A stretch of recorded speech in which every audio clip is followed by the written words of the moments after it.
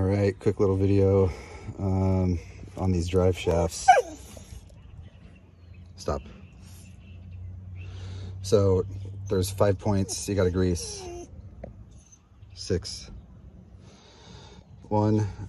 So if this is the front of the car and that's the center diff, or the back of the car, you got 1, 2 for the spline, 3, 4, and then way back in here, hang on a second. Well, there's number 5 right there, hiding right there. And you'll hear this thing called the centering ball, or the centering kit, or the centering whatever. You don't grease that, this is what happens. Hear that squeak? So what that squeak is there's the ball. See the ball joint in there? See how it's kind of dull and murky, musty looking? It's because there's rust on there and it hasn't been greased. And I just smoked a $400 drive shaft. So you keep going and that thing will fail.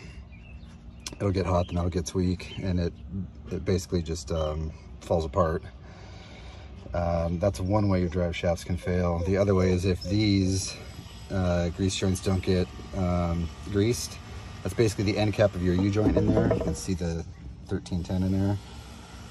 Those will disintegrate. So they get hot from the catalytic converter. All the grease, leaks out. There's nothing in there to keep that joint lubricated, and as it spins, the heat will fry those end caps. They'll shatter. The bearings will, give out, and then that joint falls out. This thing becomes a whirling weapon of death and destruction to your transmission, and you just not only lost a $400 drive shaft, but a $2,000 or $3,000 transmission along the way. So nothing wrong with the drive shaft itself. There's no other way to do that. You just got to remember to lube that joint up, or end up an idiot like me and have to buy another drive shaft. So no knock on Tom Woods. They make a good product. In fact, they tell you 13 times from Sunday that you need to lube that thing. I don't know why. I just fucking plain forgot. And then once it slips the, muscle memory, it's gone forever and you're not doing it. So lube your centering ball. There's one on the backside too, on the other drive shaft coming out of the back of the axle. This one started squealing and squeaking because it's, this end is close to the catalytic converter. Wait a minute, no, this end is. And it just, I killed it. So lube your shafts aggressively and often. You can see the blue color. Well, there's blue paint on the splines, but there's blue grease. Let's see if we can get that.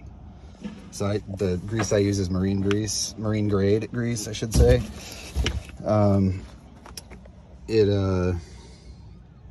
It's more water resistant, heavier duty. It stands up to if you're doing water crossings, which I'm not doing any, but it sounds cool to talk about. So supposedly when you do water crossings, it's more resistant to